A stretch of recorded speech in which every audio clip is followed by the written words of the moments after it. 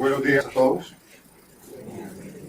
En primer lugar, quiero expresar mi agradecimiento a la Procuraduría de la Administración por esta muy cordial invitación, en especial al señor Procurador y a su excelente equipo de trabajo.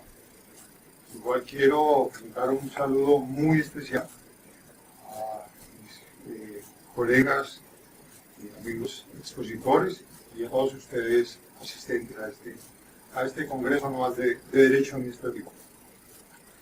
Como lo mencionaba la doctora Mónica, a mí me corresponde el tema autonomía e independencia del derecho disciplinario. El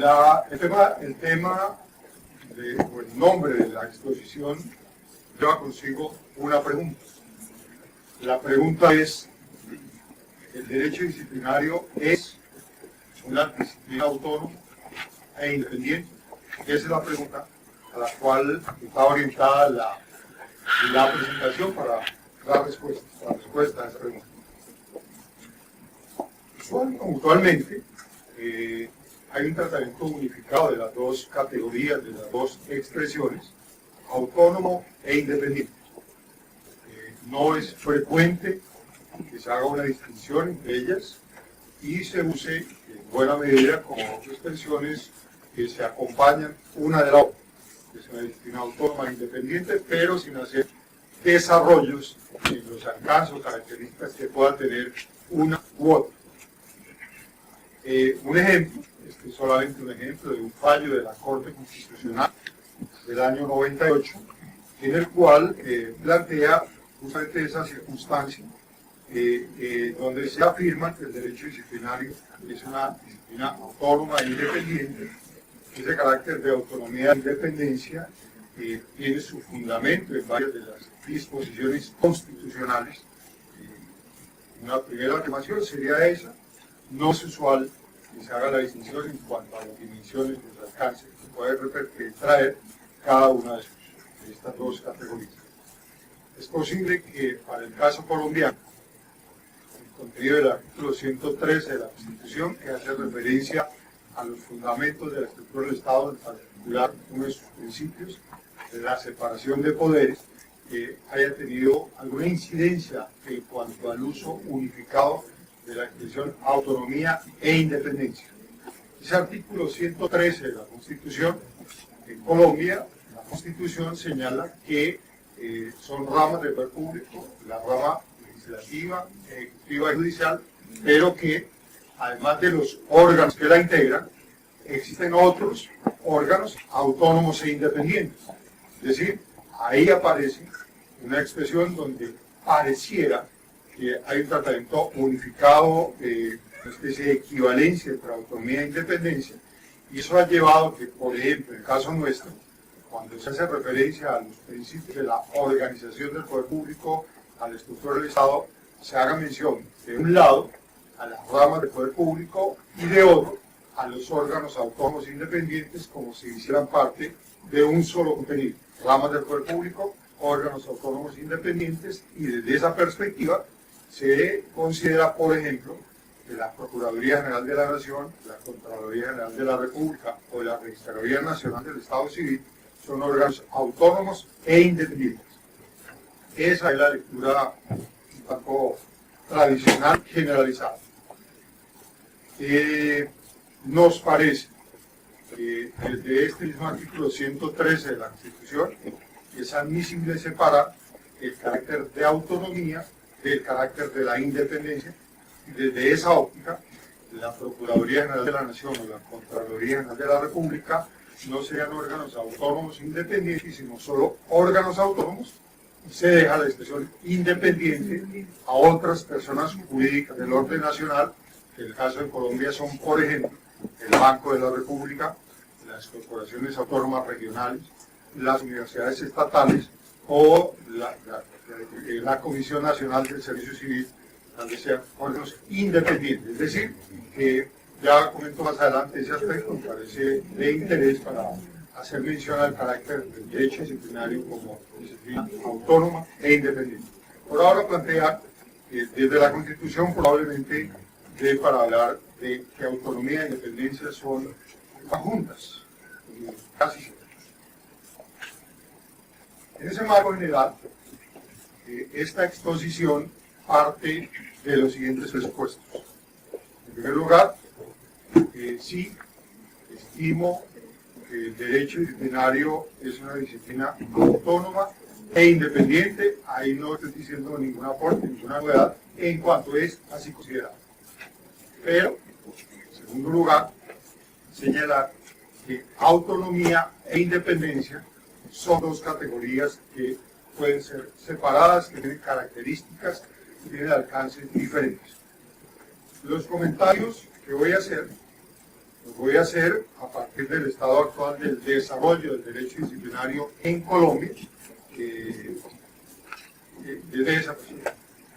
Y por último,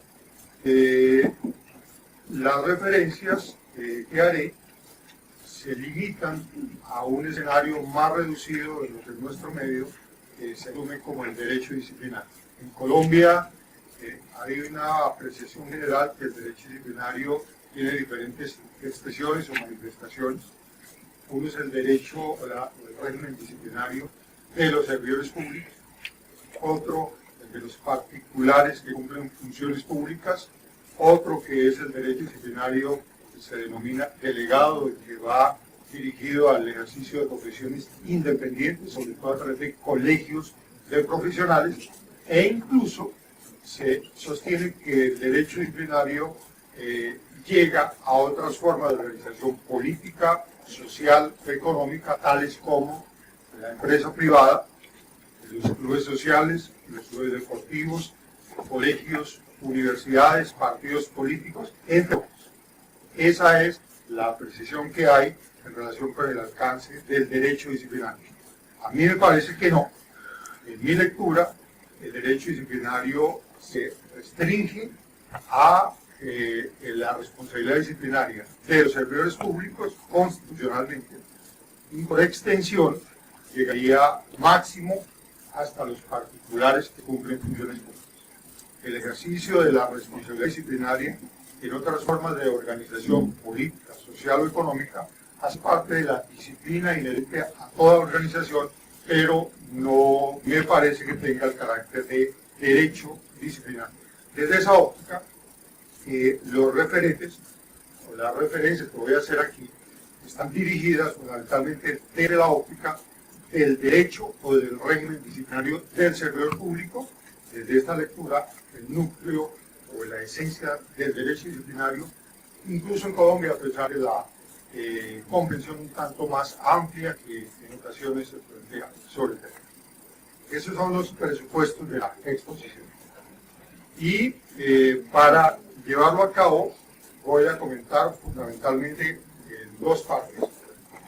En la primera, haré una descripción del estado de la autonomía y de la independencia del derecho disciplinario.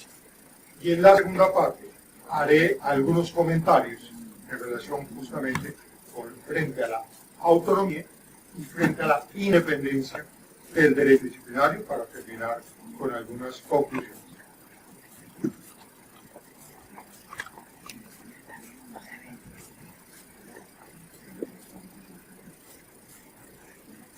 ¿El derecho disciplinario es derecho penal? No. Si alguna vez tuvo esa calidad o esas condiciones, hace tiempos que se ha superado esa discusión y lo general es plantear que hoy no, el derecho disciplinario no es expresión del derecho penal. En alguna época se discutió, estamos hablando de décadas atrás, pero hoy no es un tema de discusión. El derecho administrativo es el derecho disciplinario es derecho administrativo. Esta pareciera una característica imperante en algunos países de la región. Está directamente asociado al derecho disciplinario con el régimen jurídico de los servidores públicos, o si se quiere, con el derecho de la función pública.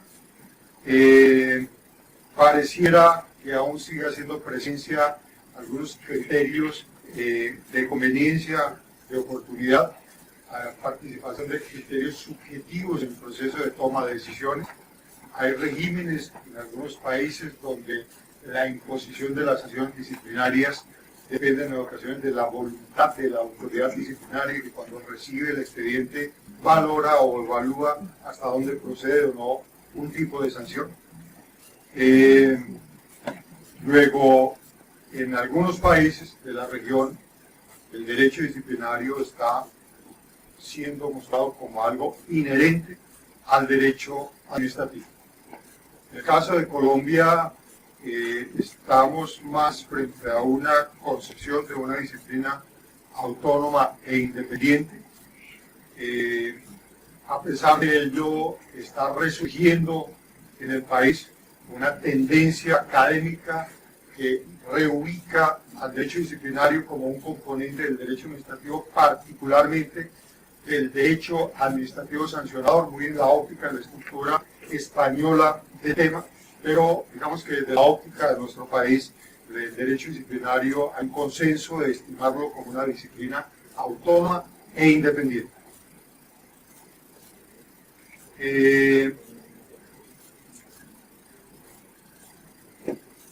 Digamos que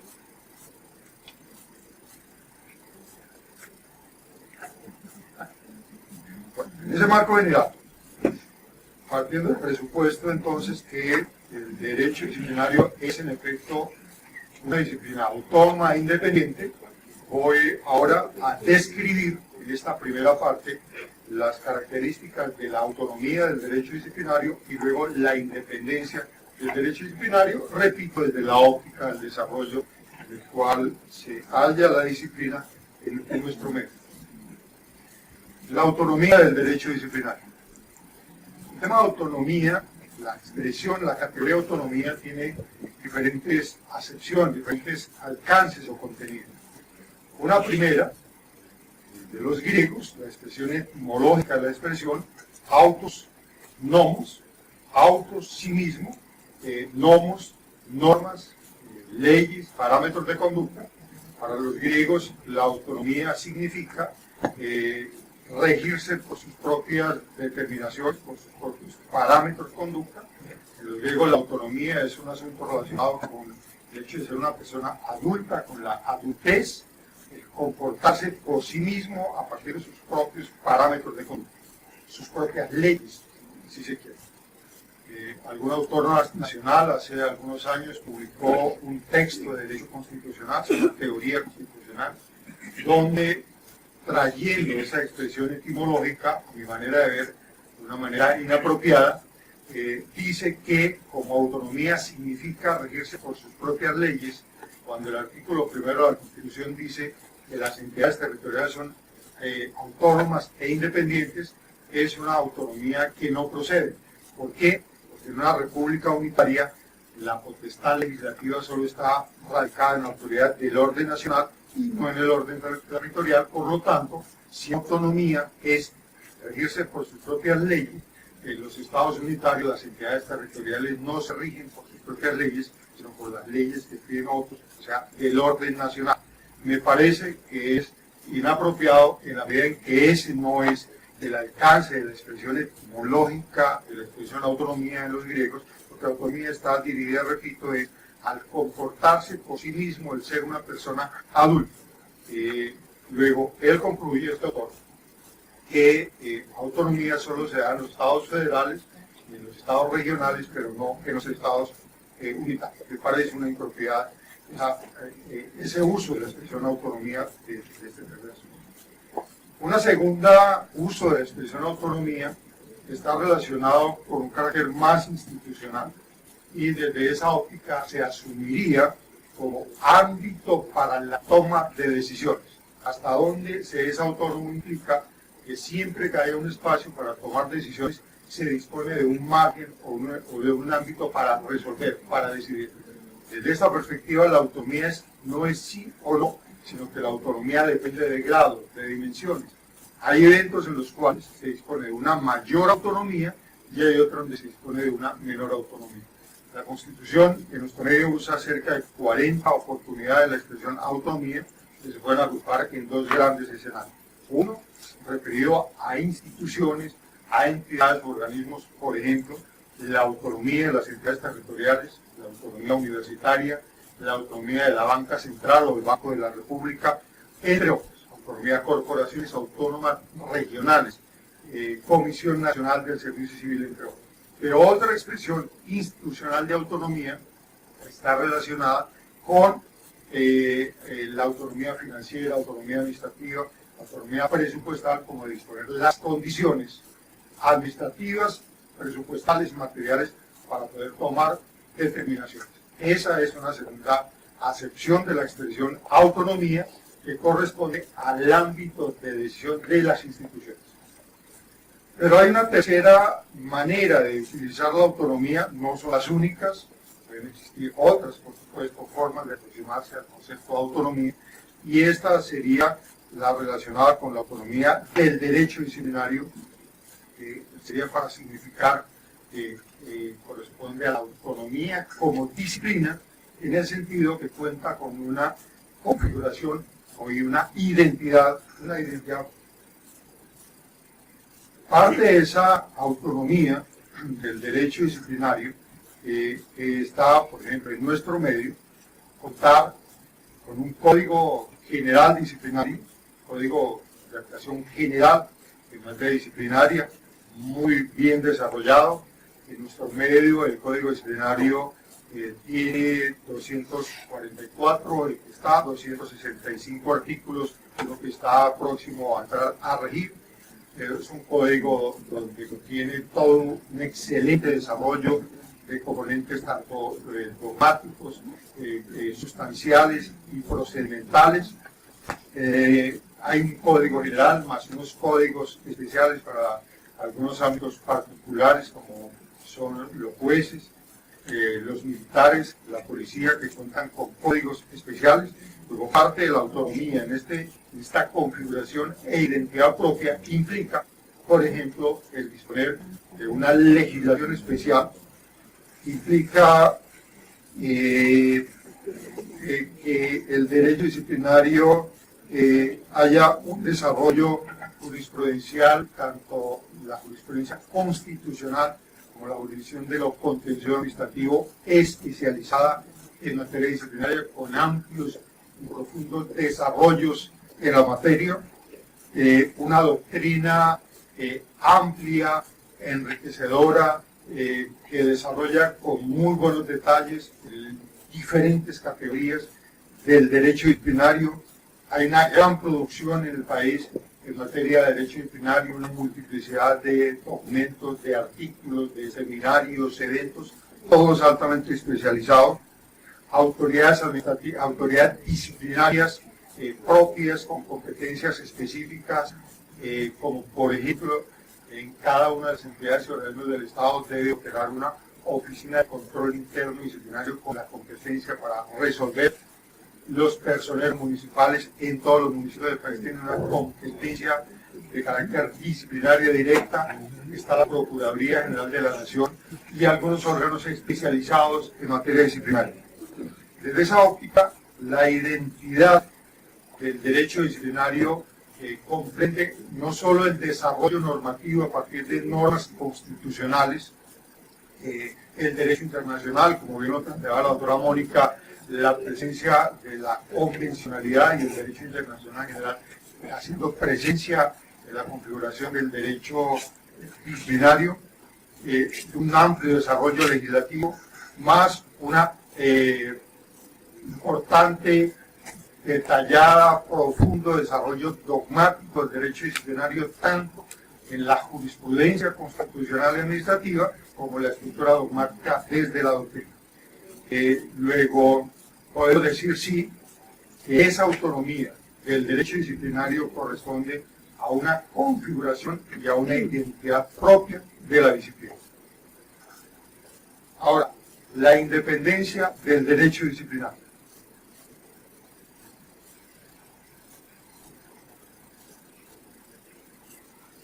Independencia, su elemento correspondiente es la dependencia. Independencia es no depender. Igual podemos encontrar que hay diferentes usos de la expresión independencia. Una, las relaciones internacionales. La Constitución tiene varias disposiciones donde hace referencia, por ejemplo, a la independencia del Estado en el contexto internacional, el papel de algunas autoridades justamente que propenden frente a ese aspecto. Una segunda, que es, y a mí me parece una copia, una adaptación, tal vez un tanto inapropiada del uso de la independencia que corresponde a la figura de las autoridades administrativas independientes en el modelo francés, italiano, español, anglosajón, de las autoridades administrativas independientes, que allá son verdaderos, son particulares encargados de la toma de decisiones del cumplimiento de funciones públicas, pero que son separadas del Estado. Autoridad administrativa independiente, también de televisión, algunos aspectos que se regulan.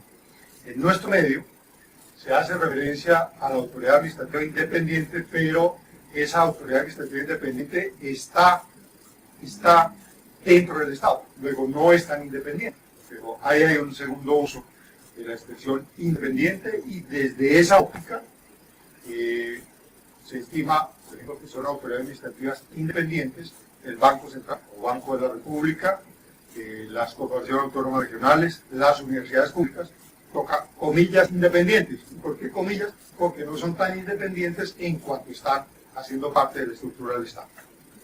Una tercera que está relacionada, más bien, la segunda es autoridades administrativas independientes. La tercera es el artículo 113 de la Constitución, que se da referencia, y que corresponde a las autoridades independientes, pero que dentro de la estructura del Estado. Y por último, la independencia del derecho disciplinario, que es otra manera, otro uso de la expresión independencia separada de las anteriores. Desde esta óptica, independencia implicará, desde el punto de vista de la acción disciplinaria. La acción disciplinaria es independiente de otras acciones relacionadas con la responsabilidad de los servidores públicos. La acción disciplinaria es independiente de la acción penal, la responsabilidad fiscal, la responsabilidad civil, la responsabilidad administrativa. Ahí estamos frente a la independencia del derecho disciplinario. Resumen de la primera parte. Autonomía implica para el derecho disciplinario configuración o identidad propia de la disciplina. En Colombia sí tenemos un derecho disciplinario autónomo, el desarrollo desde las normas constitucionales, derecho internacional, desarrollo legislativo, más la estructura dogmática, tanto en la construcción de la jurisdicción contenciosa administrativa y de la jurisdicción constitucional, como la construcción dogmática por parte de la doctrina. La independencia también es una independencia dada, frente a las otras secciones relacionadas con la responsabilidad de los servidores públicos. Y fin de la primera parte. En mi época, no sé por qué me acabo de acordar, pero en mi época de niño, cuando había una primera parte, había espacio para salir a comprar maíz, dulces. Aquí creo que no está previsto. Pero bueno, el fin de la primera parte. Segunda parte. Comentario. Primera descripción.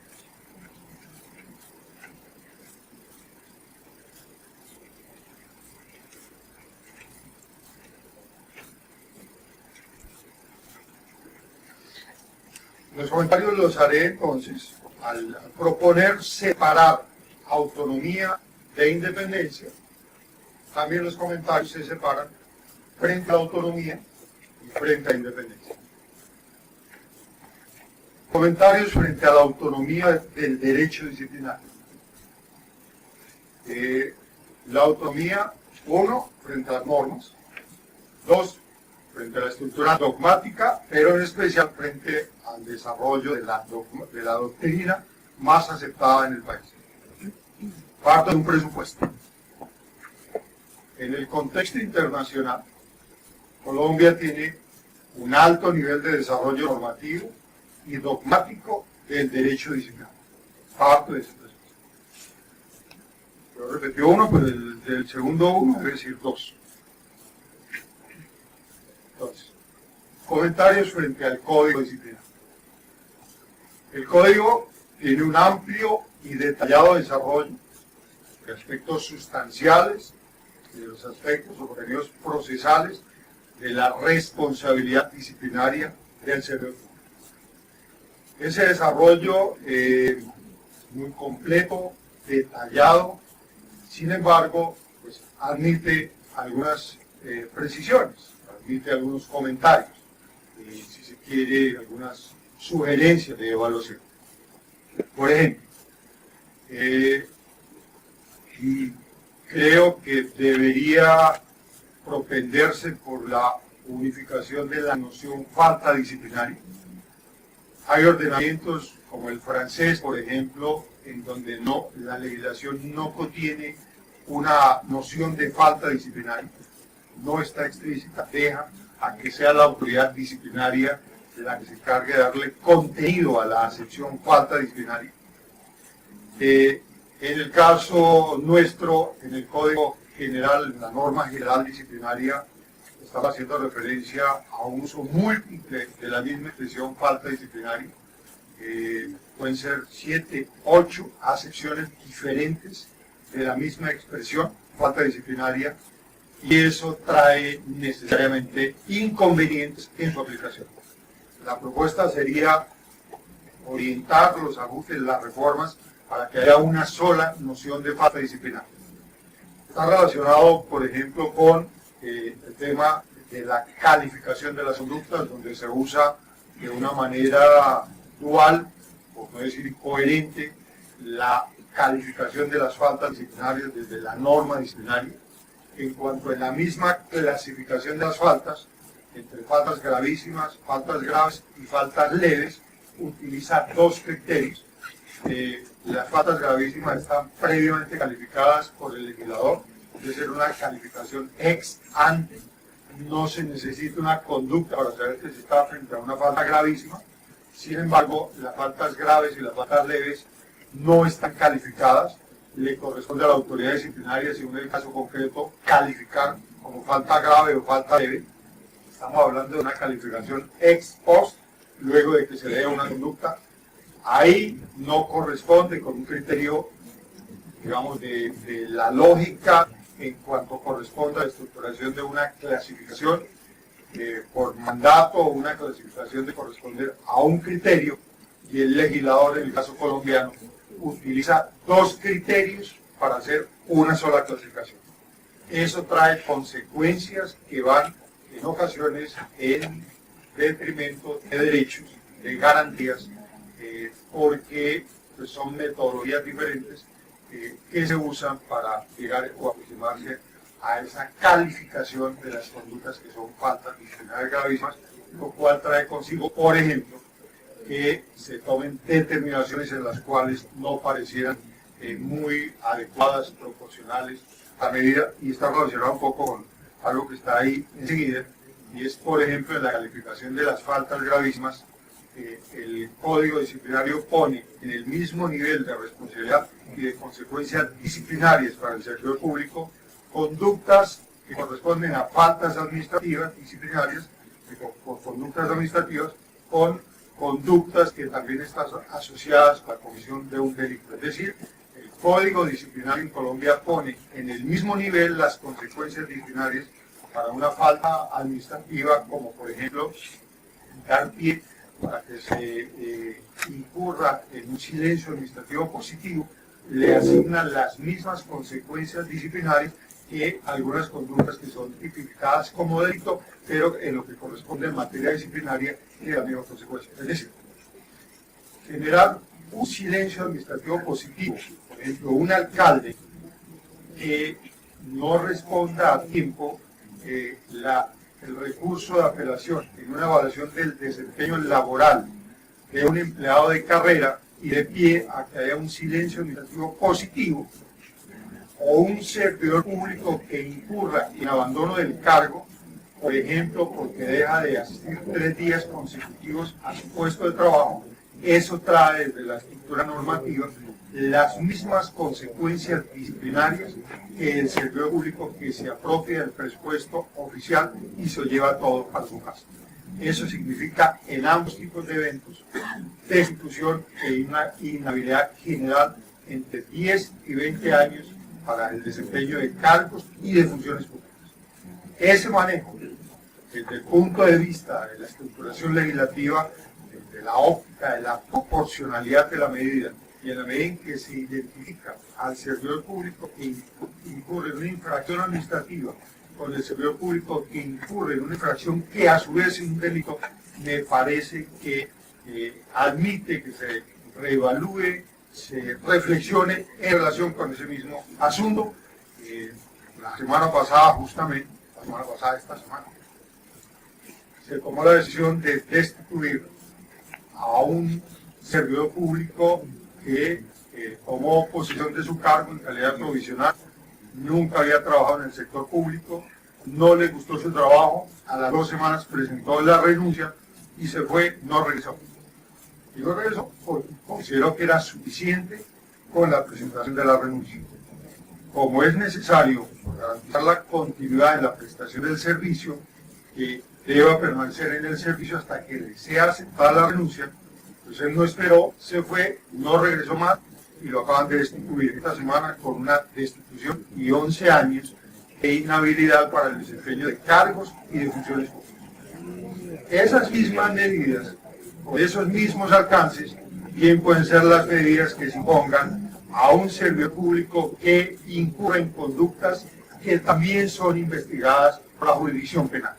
Ahí hay algo que en la legislación pareciera que admite alguna revisión o al menos que se repiense sobre ese aspecto.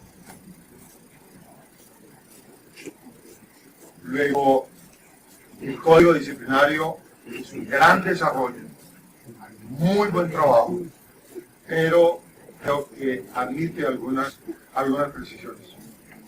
El tema de perfil y las competencias de las autoridades disciplinarias.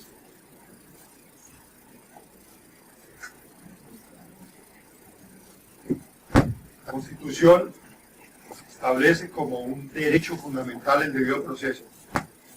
El debido proceso se asume como el derecho que le asiste al servidor público a ser investigado por una autoridad competente. Autoridad competente no quiere decir que sea titular de un empleo o de una condición solamente, no quiere decir solamente eso. Autoridad competente también quiere decir que todo servidor público tiene el derecho a ser investigado por una autoridad que sea competente, es decir, que tenga las competencias para poder tomar determinaciones frente a su proyecto de vida.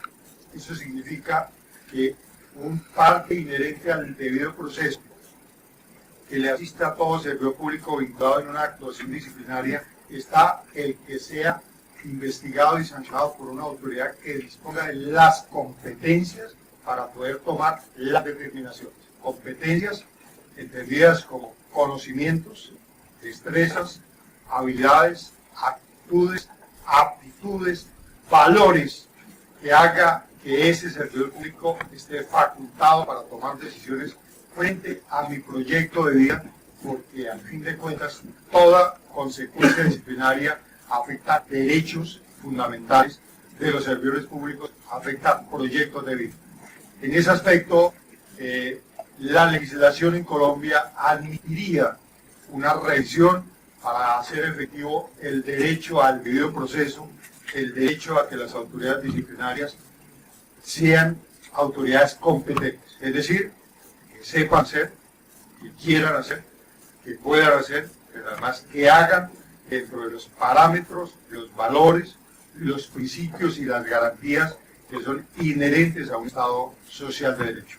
Y lo planteo porque para ser autoridad disciplinaria no se requiere tener ese tipo de competencias tal como está dado, no se exige más que el cumplimiento de requisitos, pero el tema de requisitos no resultan ser una suficiente garantía para ser una autoridad con las competencias para poder tomar determinaciones que están inherentes a una relación laboral de los servidores públicos frente al Estado. El nuevo código hace un buen aporte, está exigiendo que sea abogado, que ejerza el carácter de autoridad disciplinaria, exige alguna experiencia mínima, pero repito, si bien es un avance, el tema de los conocimientos, el tema de la formación académica, creo que es necesario profundizar aún más en el tema de que sean verdaderas autoridades con la competencia, o más bien con las competencias, para poder disponer sobre esos proyectos de vida que están en sus manos. De ese caso que les comento sobre el abandono del cargo, hay una cierta tendencia, al menos en esa oficina de control disciplinario, a una interpretación muy de reglas, una interpretación muy literal, muy gramatical, donde se están tomando determinaciones, como la ley dice que 3 días de ausencia sin justificaciones, abandono del cargo, como la ley dice que el abandono del cargo es automáticamente destitución, y como la destitución quiere decir como mínimo una inhabilidad de 10 años, pues quedan tranquilos aplicando la ley, pero no teniendo en cuenta que en estos tiempos no es un tema de reglas, sino fundamentalmente un Estado social y una aplicación de principios.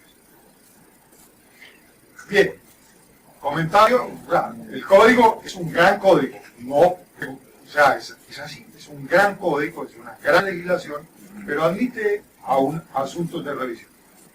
Comentarios frente a la doctrina más difundida en el país. La doctrina en Colombia ha jugado un papel muy importante en la consolidación de un derecho disciplinario autónomo e independiente, con una configuración propia que tiene un merecido reconocimiento en el ámbito internacional. No obstante, también admite algunos comentarios. Uno de esos comentarios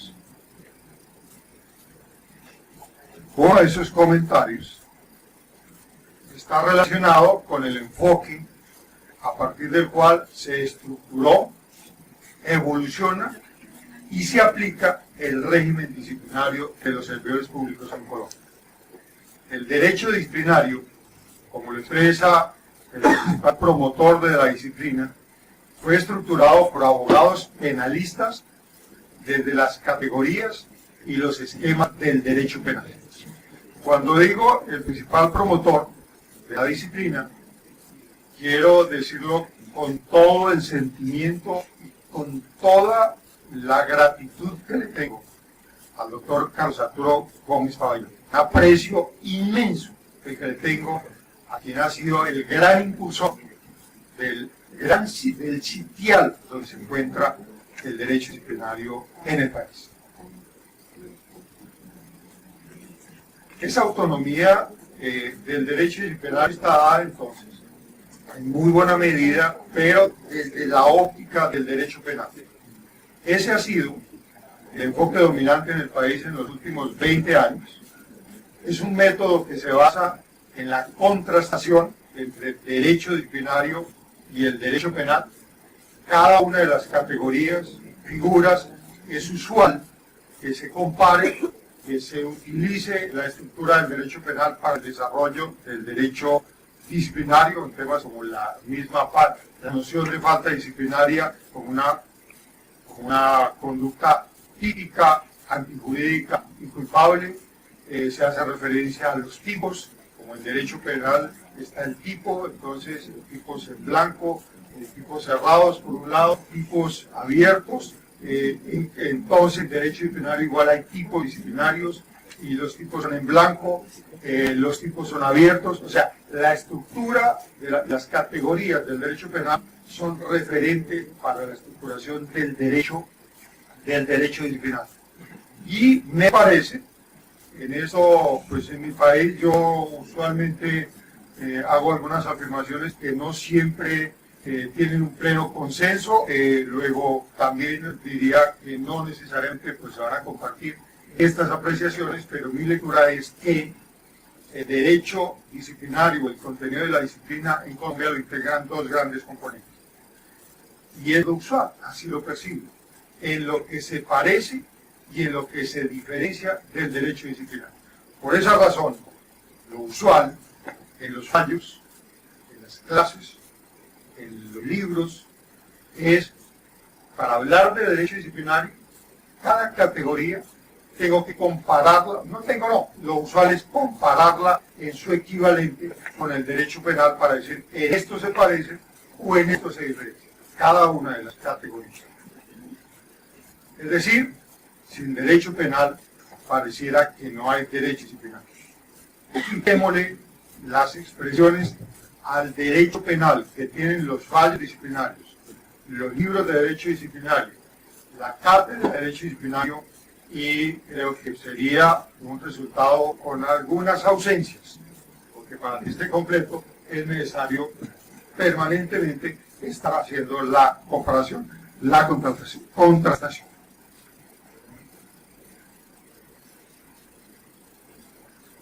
Esa contrastación tiene sus ventajas, por supuesto que tiene sus ventajas.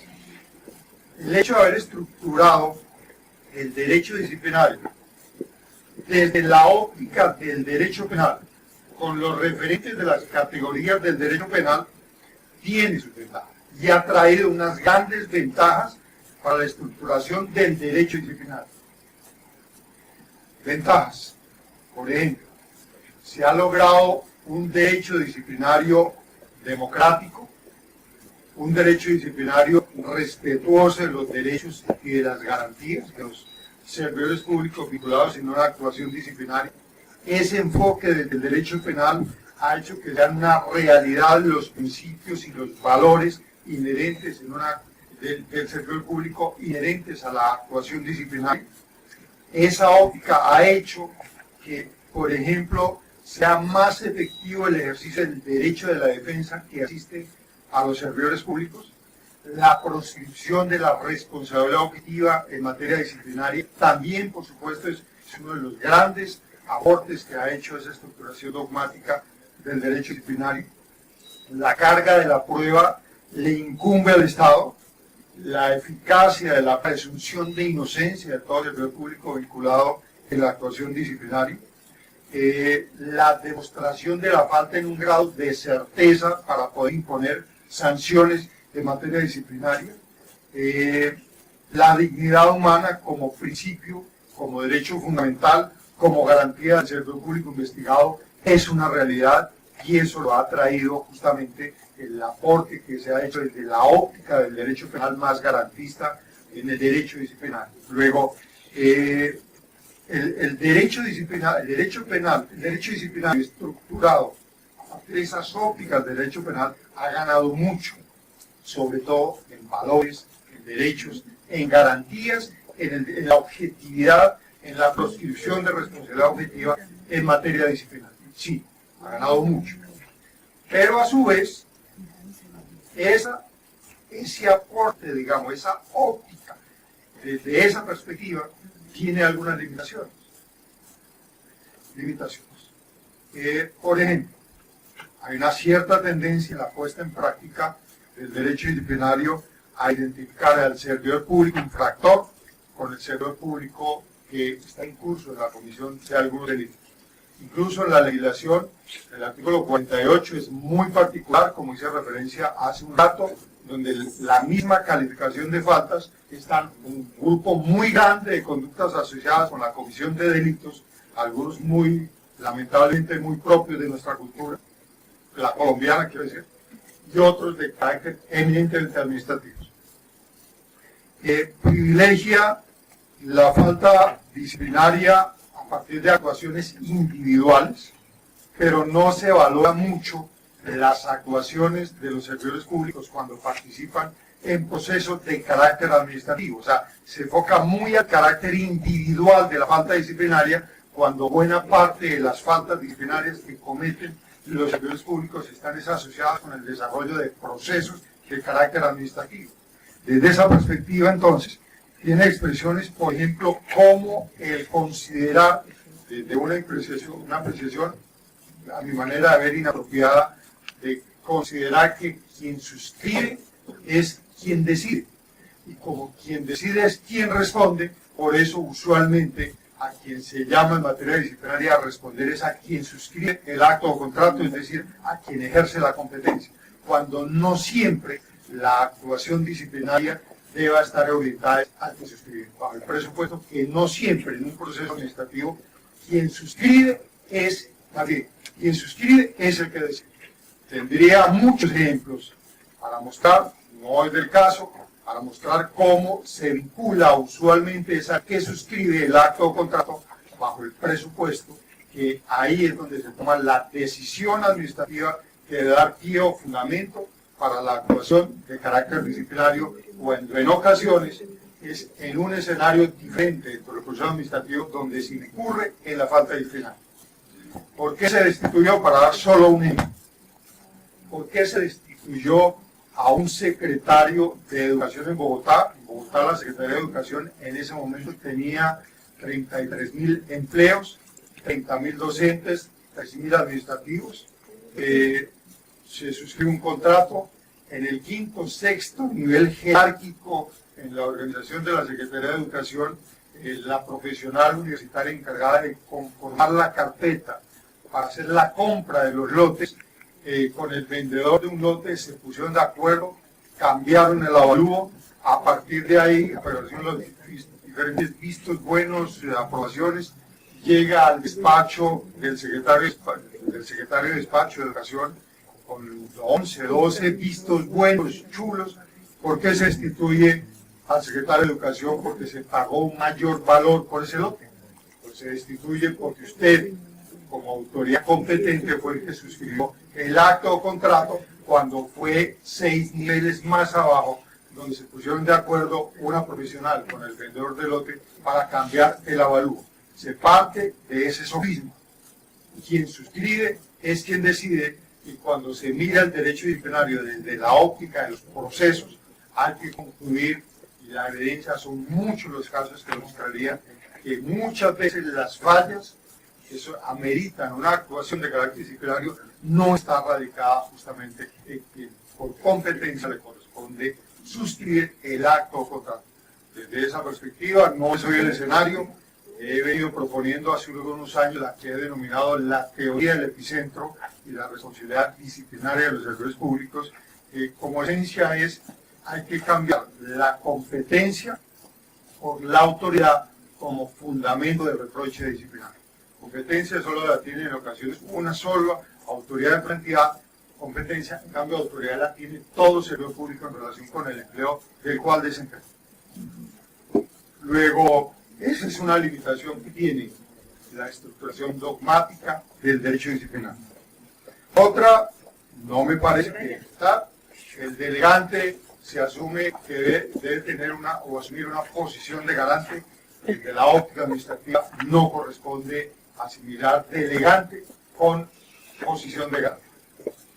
La jerarquía se asume de manera automática como criterio de agravación en materia sancionatoria.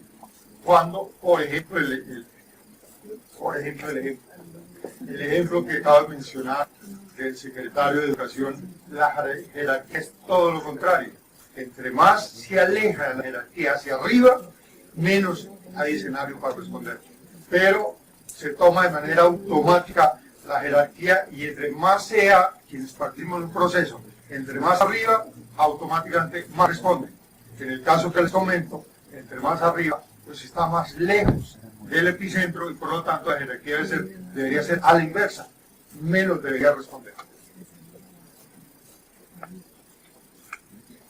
Se presupone que los servidores públicos deben responder por el cumplimiento de la totalidad de la función de su cargo. Eso desde la gestión pública es algo improcedente, algo que no corresponde.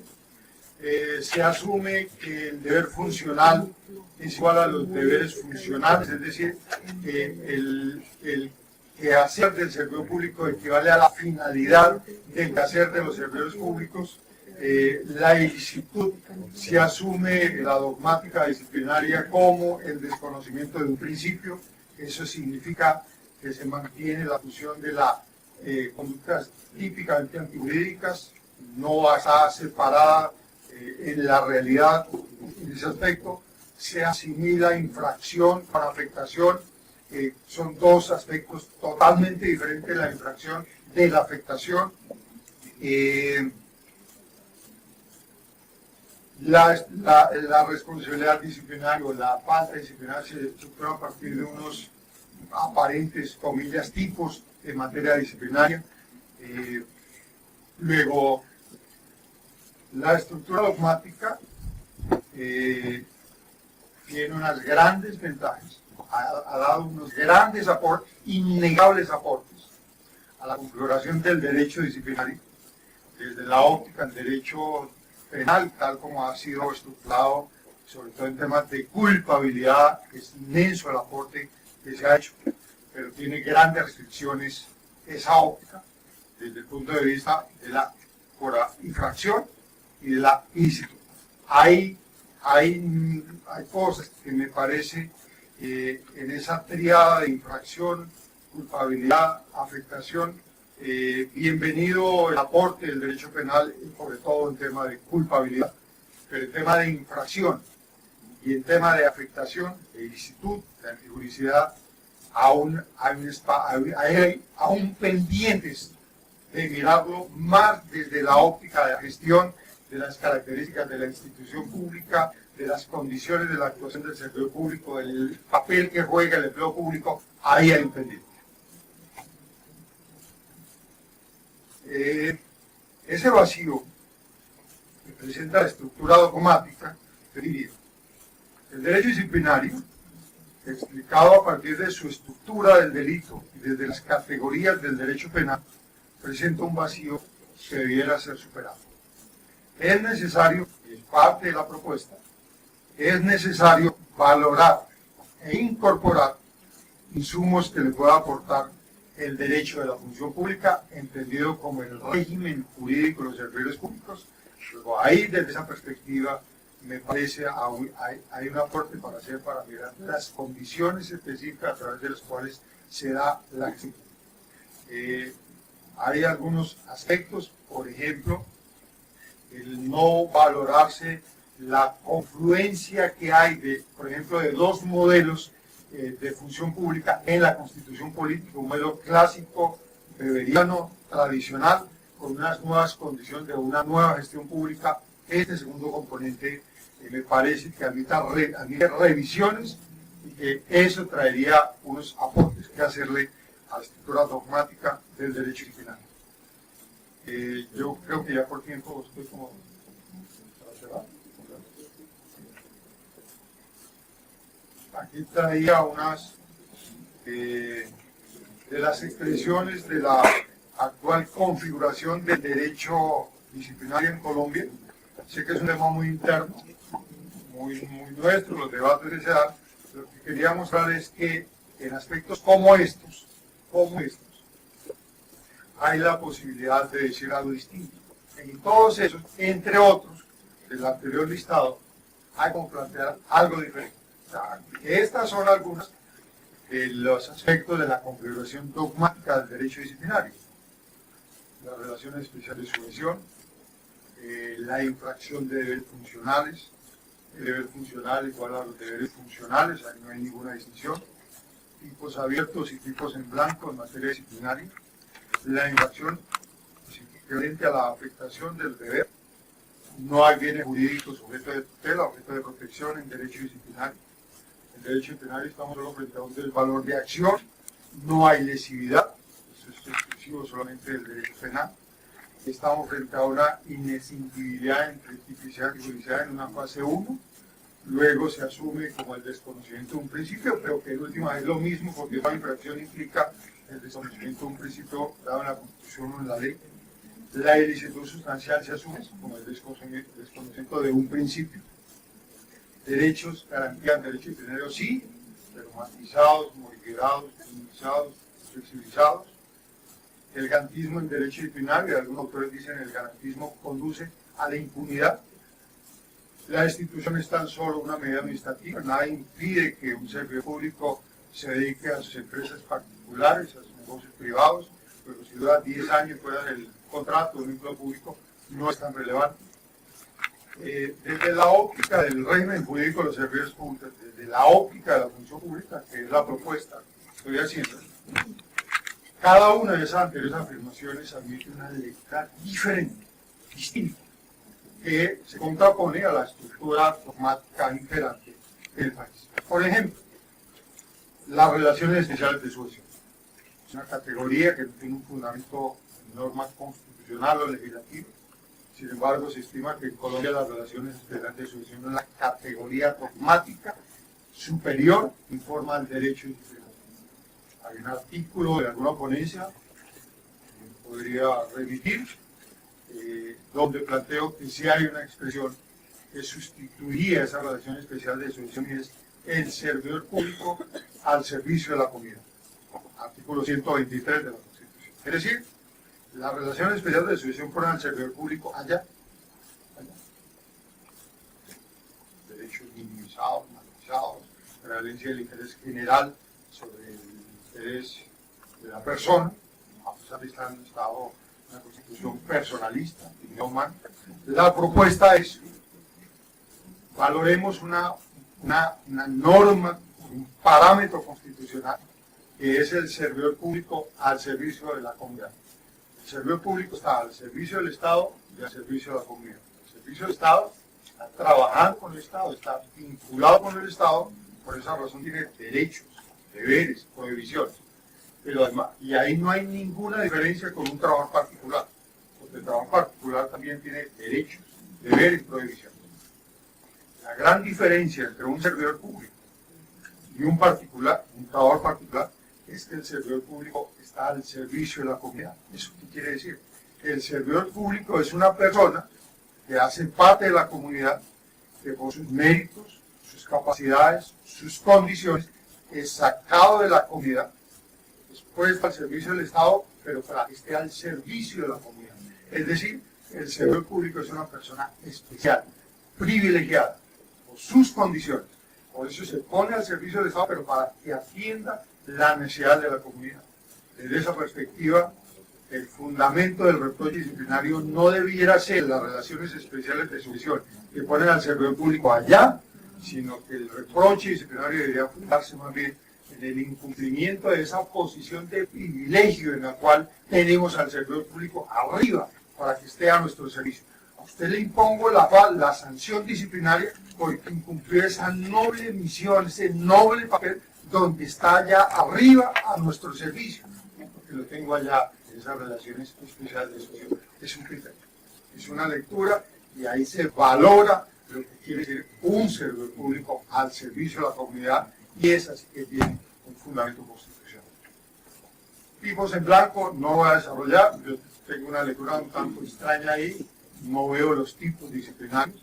En el derecho disciplinario hay derechos, hay deberes, hay prohibiciones, pero no hay tipos disciplinarios. Pero bueno, ese es un tema a desarrollar de otra forma.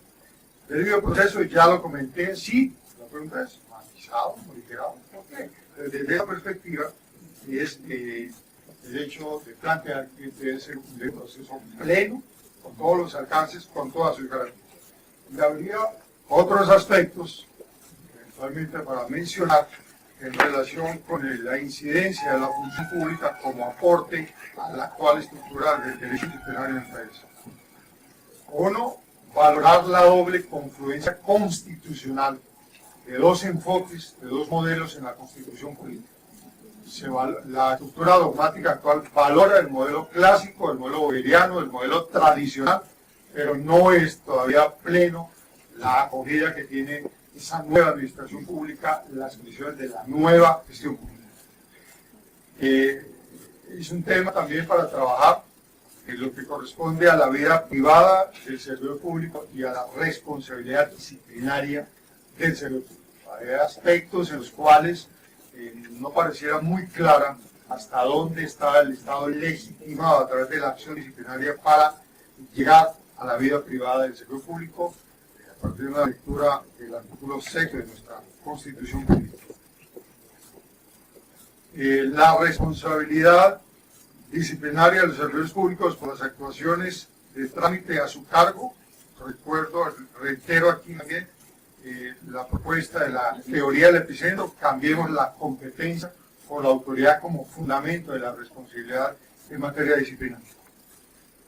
Luego, la función pública, régimen jurídico de los servidores públicos, escenario justamente de este seminario, este gran evento, que en nuestro medio, a pesar de ser un gran derecho disciplinario, podría aportarle aspectos importantes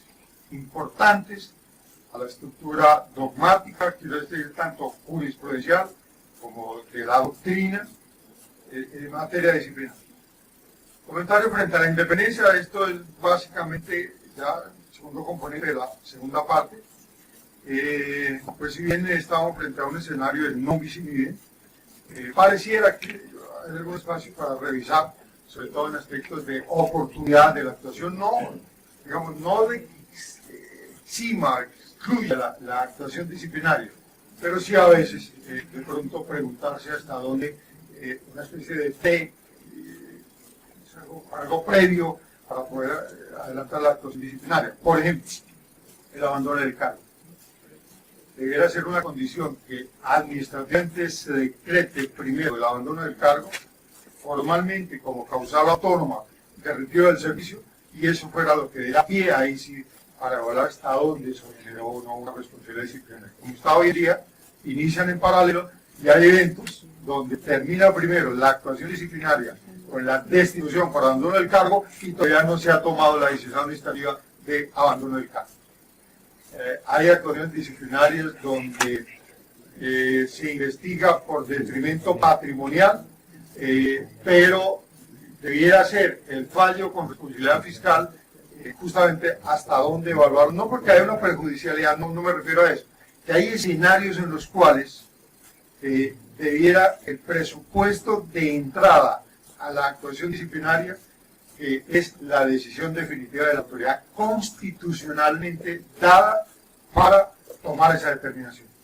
Hay escenarios en los cuales, por ejemplo, en contratos realidad, contratos de prestación de servicios con verdaderas relaciones laborales, la actuación disciplinaria por la autoridad disciplinaria se lleva a cabo y en ocasiones dice, y aquí no hay ningún contrato de realidad. O sea, hay varios aspectos en los cuales uno diría la actuación disciplinaria hasta dónde debiera o no esperar a que haya una decisión de la autoridad constitucional en esa materia específica.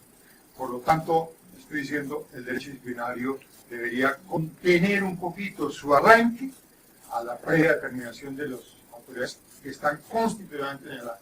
Es una pregunta solamente, ¿hasta dónde, por ejemplo, procede una sanción disciplinaria porque se incurre infracción de principios de la contratación estatal cuando la autoridad constitucional, que es la jurisdicción contenciosa, dice es una decisión ajustada totalmente a la ley, pero en el contrato, pero se investiga y se sanciona disciplinariamente en materias como esa. Es un tema que queda ahí para reflexión. La autonomía, la independencia, entonces, sin que quiera decir que no, frente al tema del, o sea, no me estoy metiendo con el non bis in idem, estoy hablando de la oportunidad al inicio de la actuación disciplinaria. Conclusión. A los que aún quedan despiertos, quiero decirles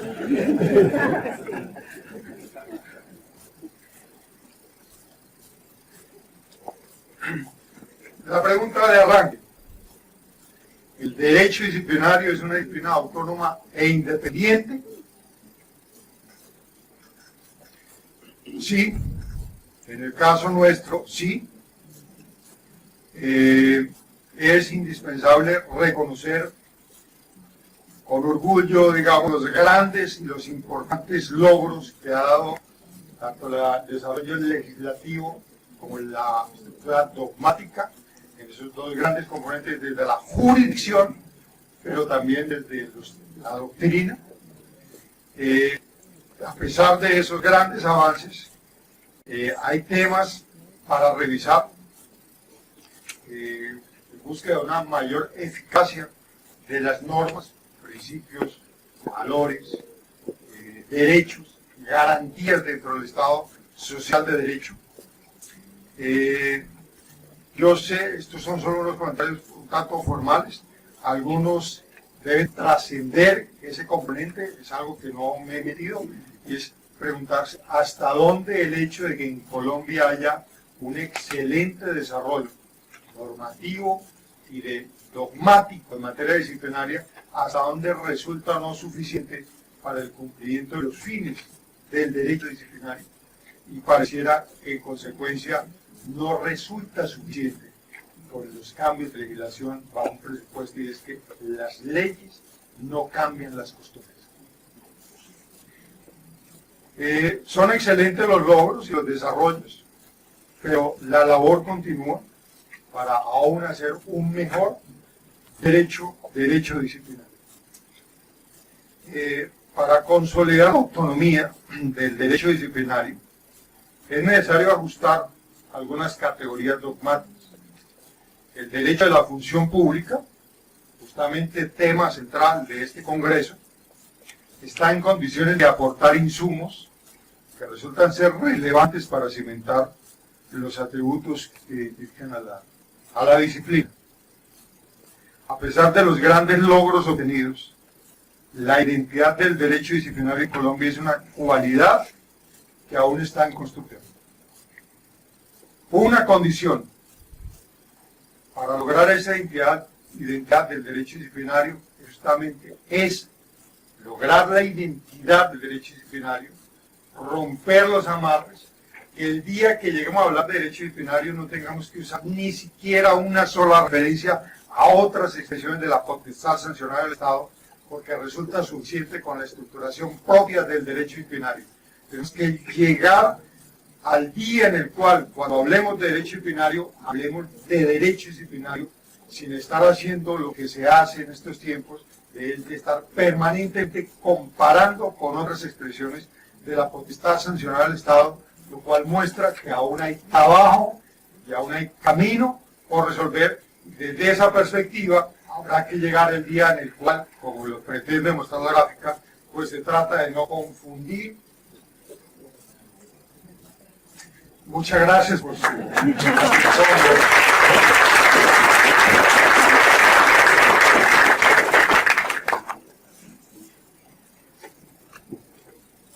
Agradecemos los valiosos aportes del doctor Hernández.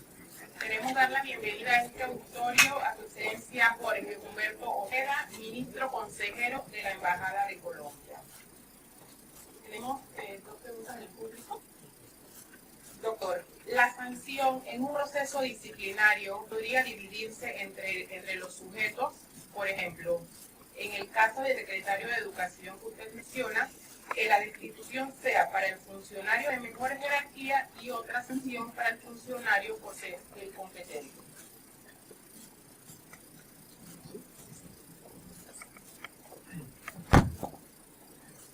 Un parámetro para la imposición de las sanciones es el criterio de proporcionalidad entre la conducta y la consecuencia. Desde esa óptica sí está previsto, por supuesto, que las consecuencias disciplinarias correspondan justamente a ese parámetro en consideración para el presupuesto. Donde hay decisión, hay responsabilidad, pues dependerá de la dimensión de la decisión, de las características, y eso hará, por supuesto, que la consecuencia disciplinaria no tenga que ser necesariamente la misma para los diferentes participantes de una actuación de carácter disciplinario. Si entendí bien la pregunta, sí está prevista la distinción y la sanción en consideración a la participación de cada conducta en lo que corresponda al objeto de la actuación disciplinaria.